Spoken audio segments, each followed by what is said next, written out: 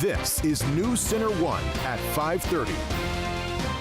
It's 5:30 Tuesday. Expect fiscal year 2026 to be a lean year for South Dakota state government.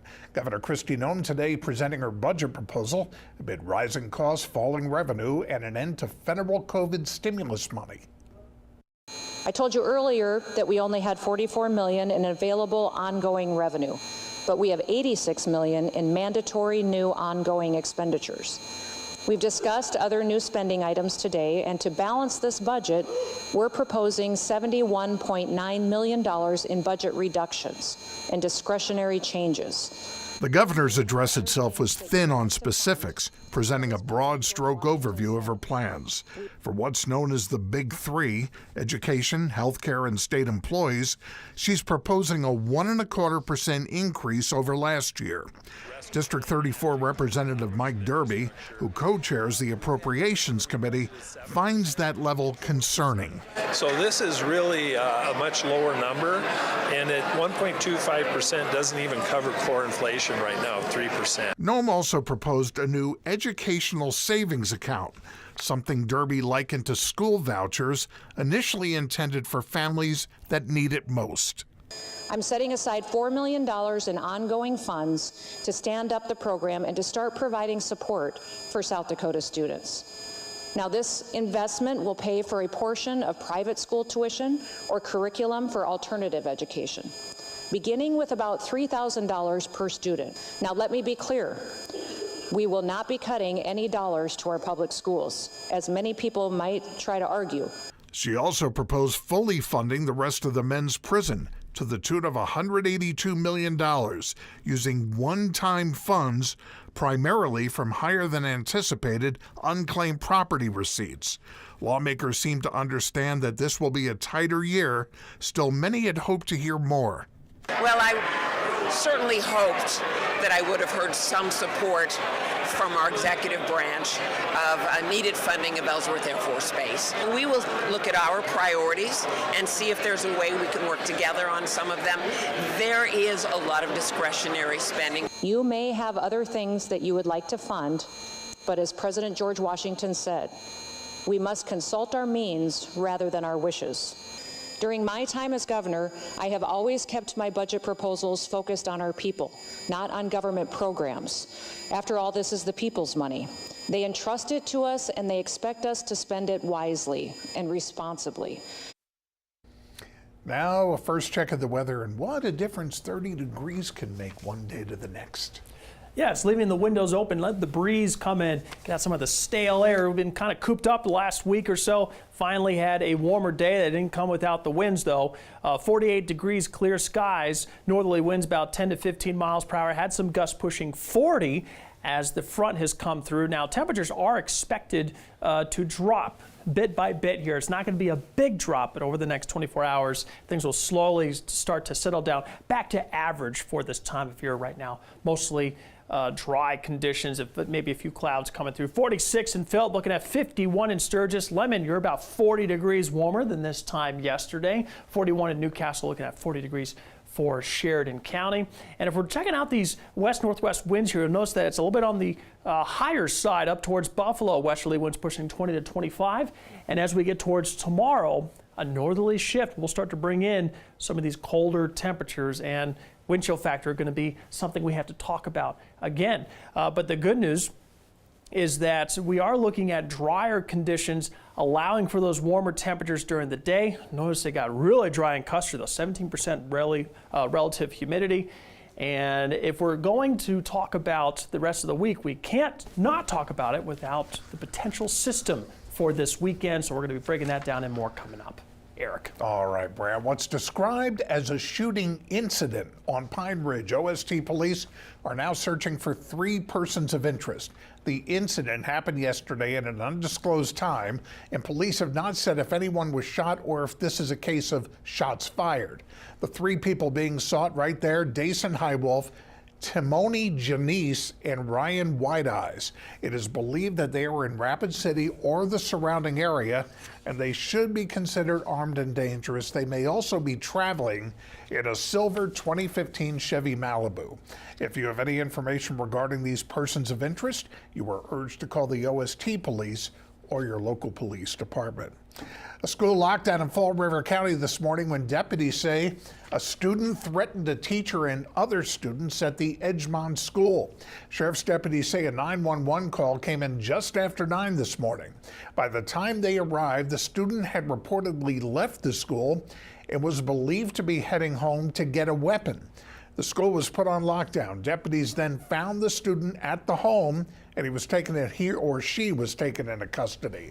The kid was not in possession of any weapons. No one was injured. The sheriff's office continues to investigate. Celebrating the holidays and making the electric company incredibly happy. We're going to show you a very bright home coming up. And there is no shortage of events and activities around here this winter. You can find out all about them as we continue for 12/3/24.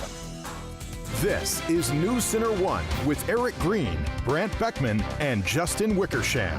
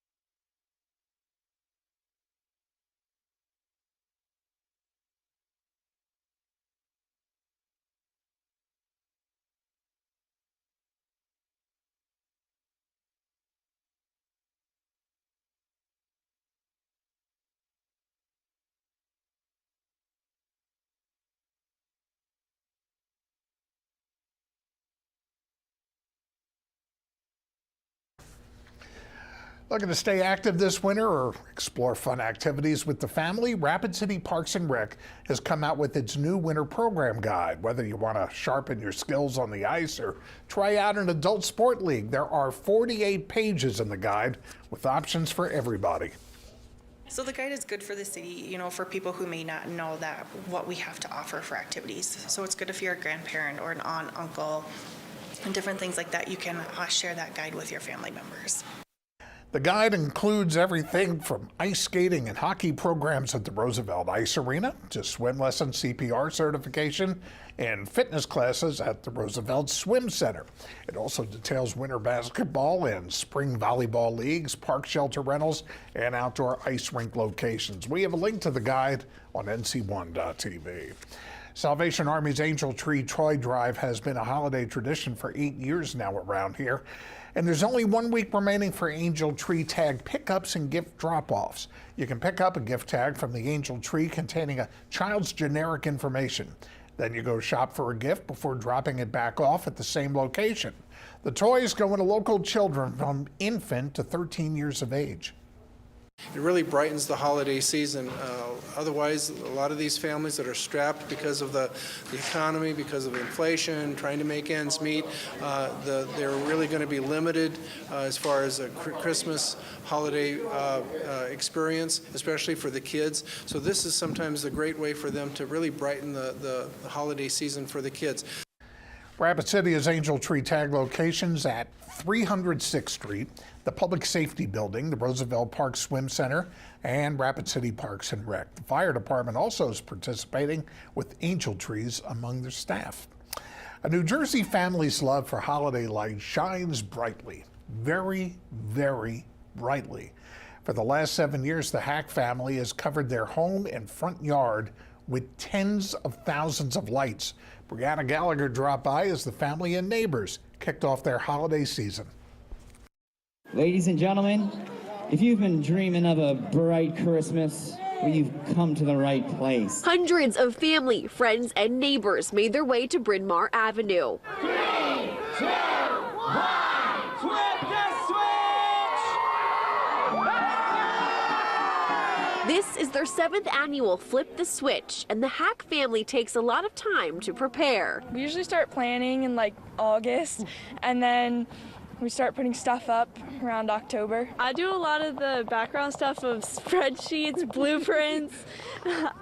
I help put up the lights. I'm on the roof. With 82,000 lights, the display is quite spectacular. A lot of people have like a favorite holiday. It's like a national holiday. I call this my favorite holiday, Saturday after Thanksgiving. This year's theme, Summer in December. A lot of people really liked the theme last year, so that's why we decided to stick with the same theme, but we had to make it a little bit different. They've added more lights, electronics, and even a lifeguard stand atop a light-up beach that now takes over their driveway. I'm a beach person, so just seeing the sand in the middle of all these amazing lights is awesome. Growing up, the Hacks always loved Christmas. Now they like to spread that holiday cheer to others. I think it's great that we can make it like 300-400 people smile all at once, so that's a really cool moment for all of us. It's amazing to live in such a great neighborhood who enjoys the fact that I put these lights up. Neighbors love it, and it shows.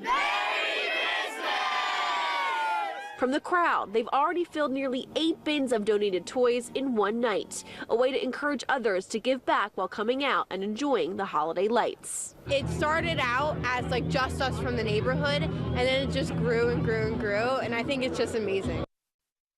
All that's missing is a casino and a showroom. Brianna Gallagher reporting there. And we're going to be back with Brent in the forecast, see if it's going to keep this warm when NewsCenter1 continues.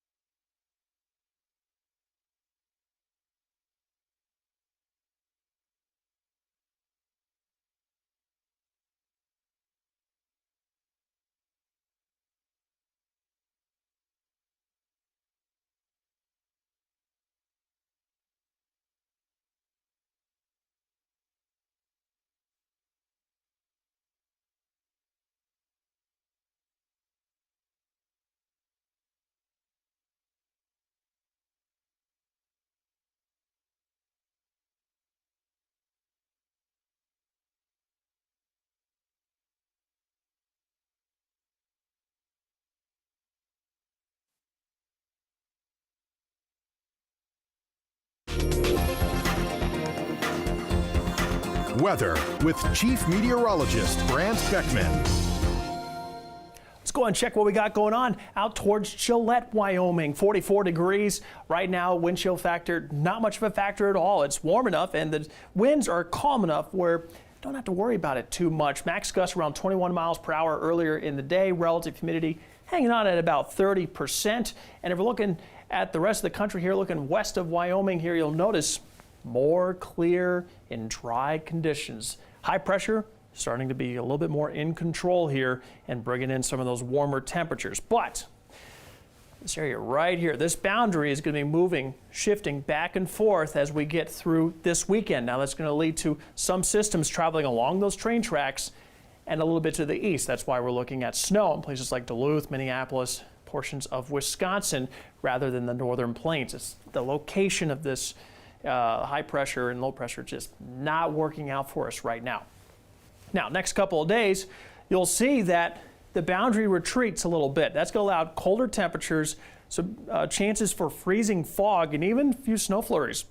Not out of the question here as we get into Wednesday afternoon. Notice along and north of Interstate 90, we're likely going to be seeing a little bit of this freezing fog. Temperatures are below 32 degrees and there's fog. It's freezing fog. So that's what we're looking at, particularly north of I-90. I don't know if we're going to get below freezing, below I-90 as we get towards Wednesday afternoon. And notice we do have some chances of some snow showers trying to make its way through the region Wednesday night into Thursday morning. I think, again, most of that is either going to stay along and north of I-90 or not show up at all. These drought conditions that we're currently in tend to favor the drier side of things. When you don't have any soil moisture, it's not giving anything back to the environment. In fact, it's taking from it. So you can have snow falling even up to 1,000 feet above you, and then it just dries out, evaporates by the time it actually gets to the surface. A little bit of a better chance to see that snowfall in the higher elevations as it has to travel a little bit less in the dry air. Let's go ahead into early Wednesday morning. Plenty of 30s out there, may struggle to even get below freezing in some areas. Maybe 28 in Newcastle, looking at 28 degrees as well for Casey, Wyoming.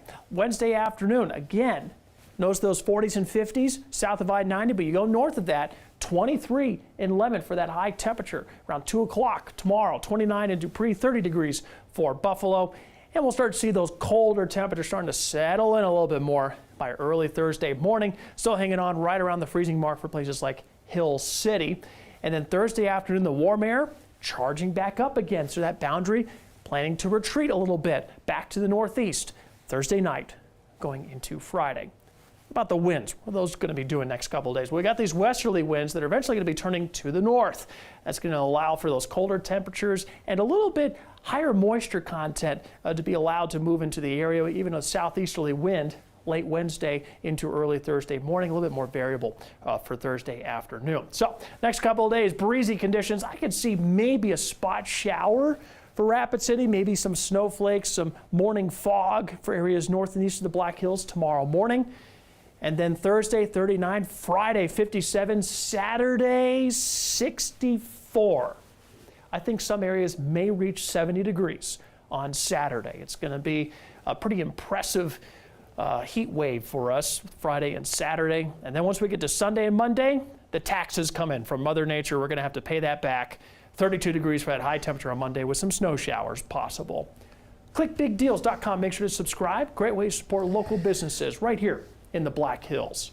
Eric. All right, Brant, thanks. A Houston Texans linebacker suspended for 3 games without pay. And the girls' basketball season just around the corner. Justin checking in with the St. Thomas More Cavaliers. Coming up next.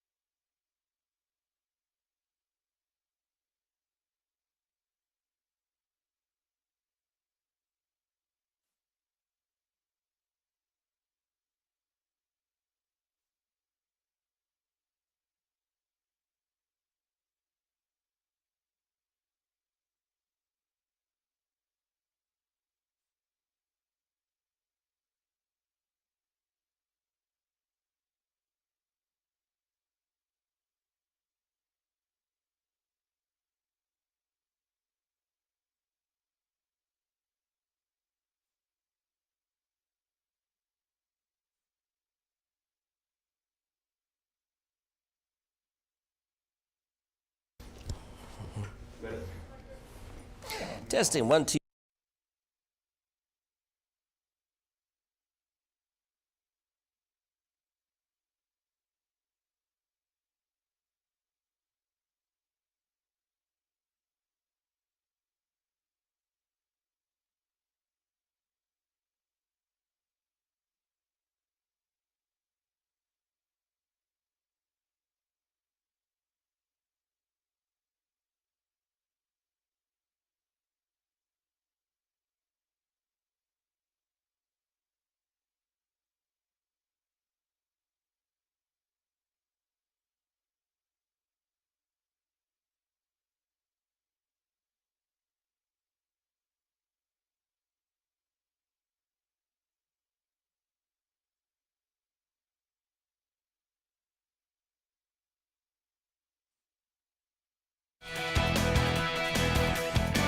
Sports with Justin Wickersham. With the Thanksgiving holiday in the books, the sports calendar officially flips over to the winter schedule with the high school basketball season set to tip off next week. Since winning the State A girls basketball title back in 2022, St. Thomas More has failed to qualify for state over the last couple of years. But this season, the Cavaliers hope to change that. The Cavaliers returned 4 starters after losing just 1 senior to graduation. Leading the way this season is senior guard Sloan Kessler, who was an all-conference selection a year ago. Other players looking to contribute this season include Inna Henry, Rachel Hyde, Riley Gilton, and Alexa Shear. Plus, Rylan Hornan and Madison Boyum should be cleared to play by January, as both are still recovering from ACL injuries. They know where they ended last year, and we put ourselves in a position to be successful, but being relatively young, so I think they're a little more hungry this year when they came in, and they're excited to get going. So that not only experience, but we had some depth too. So I like that we have possibly 8, 9, 10 girls that we can put on the floor at a time. St. Thomas More finished with a record of 13-8 last year and lost to Hill City in the second round of the Region 8A playoffs. Coach Candlin feels that defense and the ability to score more will likely be the keys to improving this season. Defense has been just a consistent thing for us to, keep us in games, especially the last couple of years when we haven't been great scorers. But this summer we had to figure out, how to try to put the ball in the basket a lot more often, or at least we have good looks, I would say, sometimes. We just don't finish. The Cavaliers will spend a lot of time on the road this year since they only have 4 games at home. St. Thomas More opens the season with 3 games at the Gillette Invitational on December 12th through the 14th. The Cavaliers' first home game is not until January 4th when they host Campbell County. Houston Texans linebacker Azeez Al-Shire was given a 3-game suspension without pay for a late hit. The hit was on Jacksonville Jaguars quarterback Trevor Lawrence during Sunday's game. Lawrence was hit in the head by Al-Shire as the Jags quarterback was sliding to the ground after a 6-yard run. Lawrence left the game after that with a concussion. The NFL announced today it's suspending Al-Shire for repeated violations of rules intended to protect the health and safety of both players and promote sportsmanship. In a letter to Al-Shire, the league called the hit unacceptable and a serious violation of the play-in rules. Under the NFL's collective bargaining agreement, Al-Shire can appeal the suspension. The head coach of the Texans defended Al-Shire, saying the team stands behind him and there tends to be an overreaction when someone gets hurt. Al-Shire issued an apology to Lawrence yesterday while also calling out racist abuse he has received since. He said he didn't see him sliding until it was too late. And that's a look at sports. We'll be right back.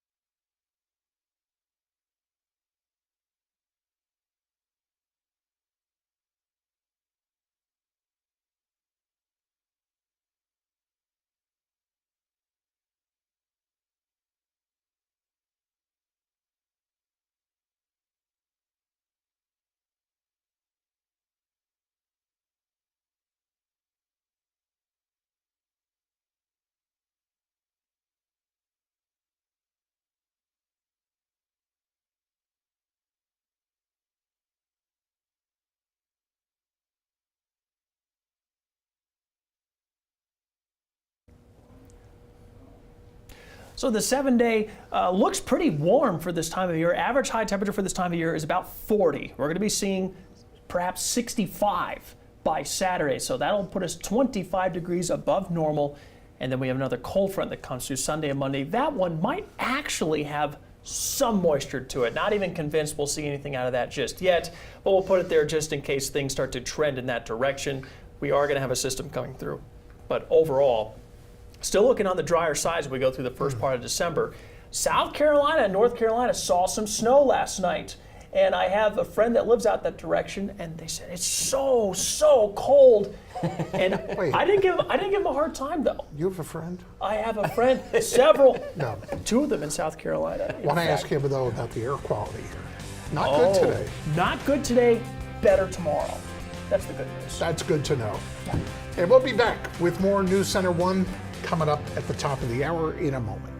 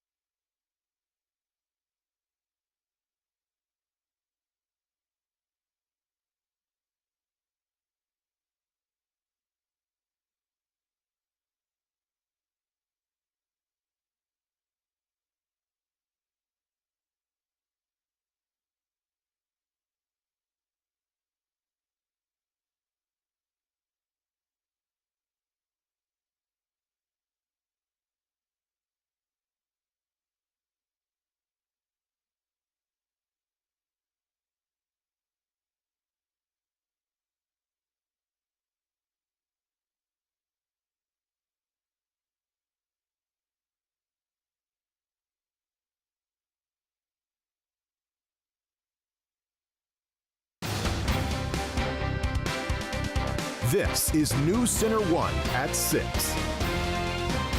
Tuesday night, we begin with what's described as a shooting incident on Pine Ridge. OST police say they're searching for 3 persons of interest. The incident happened yesterday at an undisclosed time. Police have not said if anyone was shot or if this is a case of shots fired.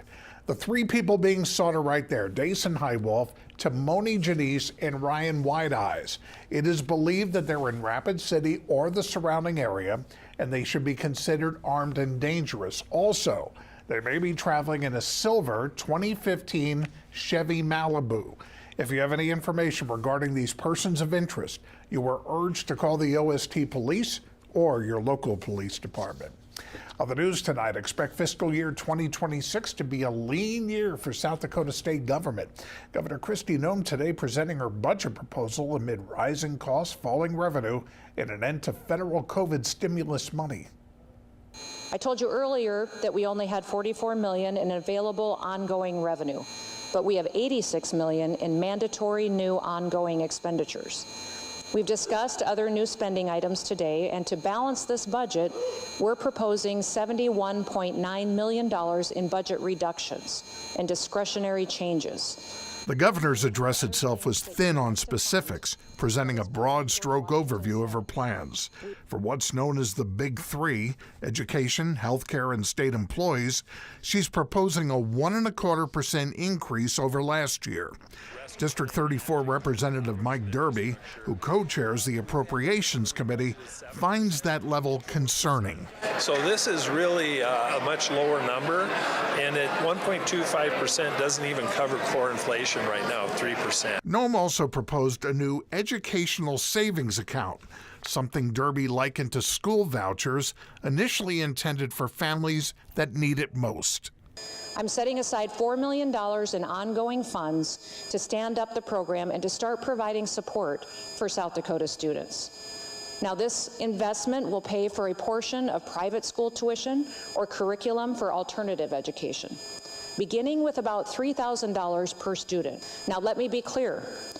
We will not be cutting any dollars to our public schools, as many people might try to argue. She also proposed fully funding the rest of the men's prison to the tune of $182 million, using one-time funds primarily from higher than anticipated unclaimed property receipts. Lawmakers seem to understand that this will be a tighter year. Still, many had hoped to hear more. Well, I certainly hoped that I would have heard some support from our executive branch of needed funding of Ellsworth Air Force Base. We will look at our priorities and see if there's a way we can work together on some of them.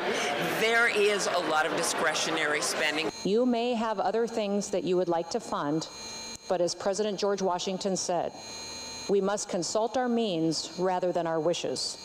During my time as governor, I have always kept my budget proposals focused on our people, not on government programs. After all, this is the people's money. They entrust it to us, and they expect us to spend it wisely and responsibly. Governor Kristi Noem.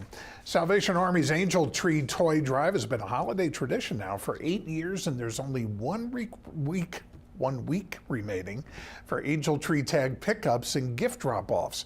You can pick up a gift tag from the Angel Tree containing a child's generic information. What you do then, you go shop for a gift before dropping it off at the same location. The toys go into local children from infant to 13 years old. It really brightens the holiday season. Otherwise, a lot of these families that are strapped because of the economy, because of inflation, trying to make ends meet, they're really going to be limited as far as a Christmas holiday experience, especially for the kids. So this is sometimes a great way for them to really brighten the holiday season for the kids. There's a few locations around Rapid City for the Angel Tree tags. They're at 306th Street. You can go to the Public Safety Building, the Roosevelt Park Swim Center, and Rapid City Parks and Rec. The fire department also is participating with Angel Trees among their staff.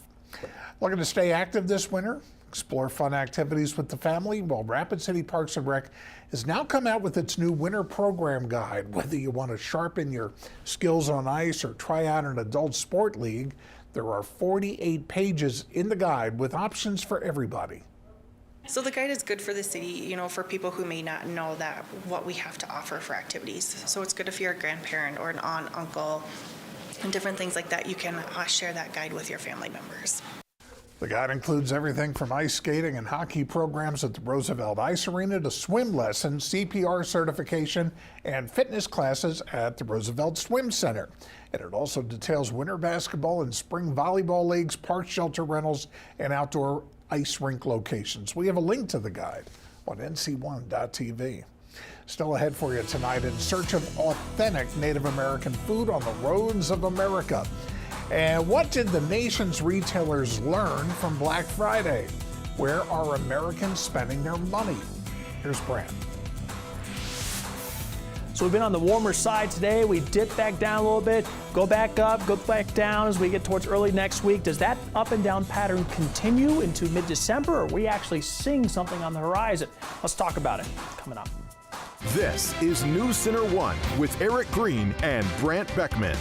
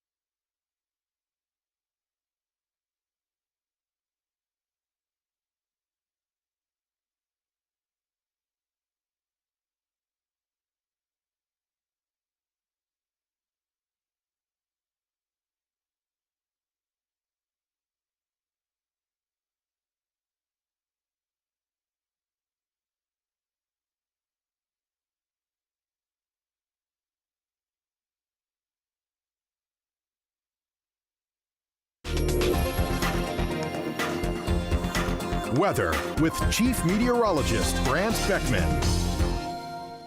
Let's go ahead and check the weather scoreboard from today. It was one of those high scoring days. 66 degrees at about 1 o'clock this afternoon, 2 degrees off from the record high. We almost broke a record set back in 1948. So we were close. It was a warm day, low of 13 degrees at about 1 o'clock this morning. So from 1 o'clock this morning, going all the way to the high temperature of 1 o'clock in the afternoon, 50-degree difference. Nice warm up. 6 below zero for that record low back in 2006. And for the month of December, we are on the drier side. Now looking across the country here, the only concentration of weather we really have is going to be towards Lake Superior in Lake Michigan. That's going to be scooting off to the southeast, probably bringing more snow to portions of Pennsylvania, New York, and northeastern Ohio as the Great Lakes. All you need, really, you don't even need a whole lot of moisture. You just need a good fetch of wind out of the northwest going across relatively warm waters and cold air. That's all you need, and you can get some big lake effect snow bands. You got winter weather advisories going all the way up the northeast. So if you're trying to go to New York, Boston, may run into a few delays out that direction. Some wind advisories for South Dakota, Minnesota, Iowa, and far northeastern Nebraska. Otherwise, relatively quiet outside the northern plains. Looking at the long range here, you notice we're just slightly above normal for this time of year in the northern plains. That's going to go into about mid-December at this point. The 2-week range does suggest that that pattern just kind of hangs around. So the mean, the average that we're looking at this point is going to be above normal for temperatures. And that's going to put us in a lot of 40s, perhaps a few 50s from time to time. Now, the precipitation forecast is telling a little bit of a story here. It's showing that high pressure still kind of hanging out in the desert southwest, but a little bit farther away from us. So that may open the door for us for a few backdoor fronts to come through. And you can have some moisture with that, but it's cutting off the large-scale systems. You need Gulf moisture for us to really get our big storm events. And so far, so good. We're going to be keeping that out of the forecast. But we are seeing the potential of another system trying to develop here, not necessarily an Alberta Clipper, but maybe a little bit more of a building system as we get into the middle portion of December.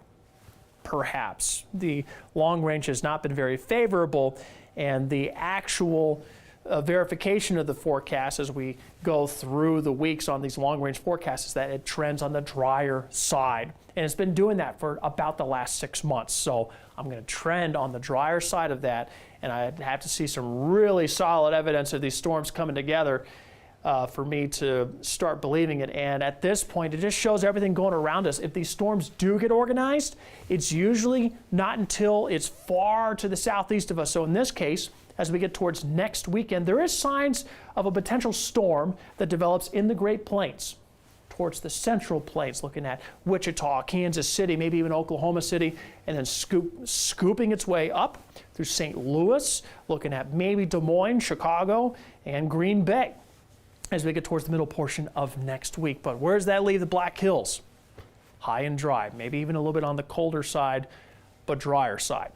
Next couple of days, Wednesday, Thursday, and Friday, 40s down to 30s, back up to 50s, back up to 60s. Could be another warm day that will kind of test that high temperature record. Sunday and Monday looking at 40s down to 30. So a little bit of a system as far as right now looks to be on the smaller side as far as moisture is concerned. Click bigdeals.com. Make sure to subscribe. It's a great way to support local businesses right here in the Black Hills. Eric. All right, Brant, thanks. Just ahead, we got more records on Wall Street tonight, where Black Friday shoppers were concentrating their spending, and a mixed bag of numbers when it comes to the U.S. labor market. When News Center 1 comes right back.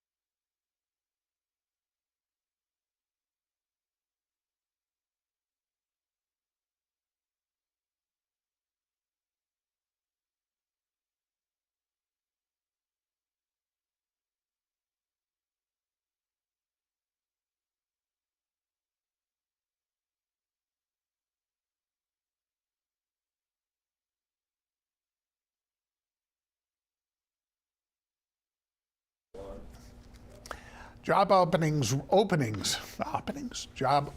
rose slightly in October compared to the previous month. The Labor Department says the number of job openings hit 7.7 million in October, and that's up 300,000 from September. Economists were forecasting 7.5 million for October. But not all the news was good. The hiring rate fell to 3.3% in October. That is the lowest it's been since 2013. New records again today for the S&P 500 and the NASDAQ Composite on Wall Street as the markets ended the day mixed. The Dow fell 76 points to 44,705. S&P 500 up more than 2 to 6049, but that's a record. And the NASDAQ adding to its record up about, 77 points, closing at 19,480. Well, the numbers are coming in for the Black Friday weekend, and so are some, I really apologize, so are big clues for retailers about how consumers feel this holiday season. In particular, where are shoppers willing to spend their money?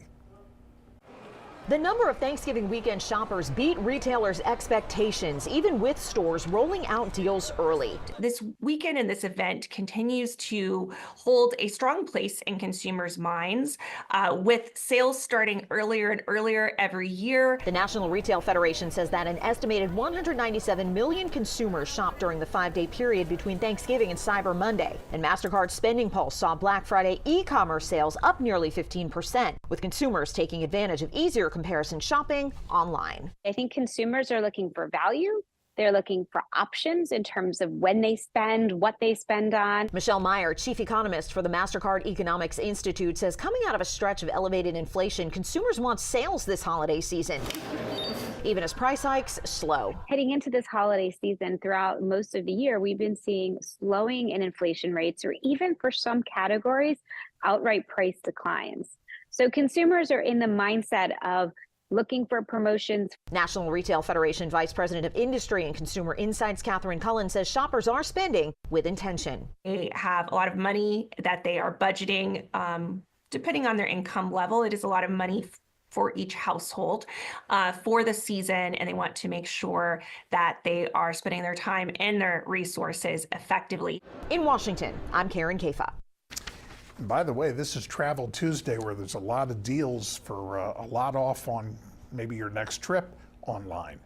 There are a lot of restaurants that have the word shack in their name, but perhaps with a rare exception, none of them are like the Yummy Shack.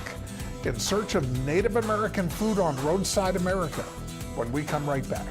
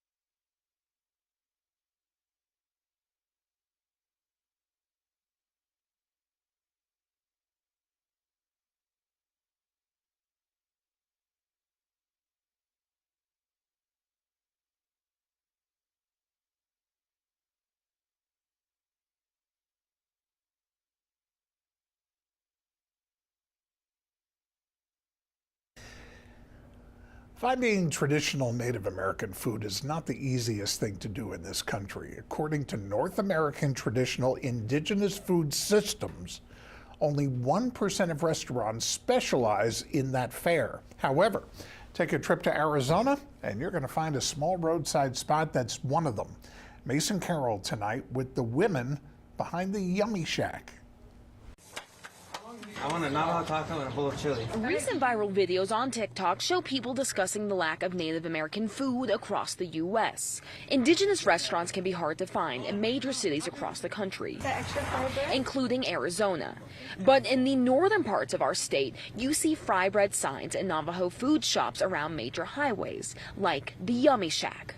Our customers are the ones that name the place for us. Say, oh, it's yummy, yummy. So we just say, oh, okay, well, we're on 89 and we'll call it Highway 89 Yummy Shack. Matilda Mean started the business 4 years ago when she moved back to the Navajo Nation to help her sick father. So I just quit my job and came home. Before we did this, my mother used to do it before us. Matilda makes traditional Navajo food like fry bread and Navajo tacos. A year later, her daughter, Savannah Means, moved back to help with the restaurant. She says they not only serve food, but also teach people about it. So it's like here, you hear it, you see it, it's made fresh right in front of you, so you can tell, the quality of it. They're located right off of Highway 89 on the way to the Grand Canyon, Page, and Utah. So they say people from all over the world have tried their food. And then they come in and they say, oh, you know what, you're famous in Europe or you're famous in China. This is one of our destination points on our trip. This is where we want to stop and we want to experience it. Now, Savannah says her nieces are getting involved. So 4 generations of Means women have helped share Navajo food. She hopes to see their store grow so more people can experience and learn about the food she was raised on. Something that's actually not recorded, so, and having it recorded and put down in the books and saying, especially for Navajo women, Mason Carroll reporting tonight from Arizona. How to high kick your way into your dreams in the Great White Way in a moment.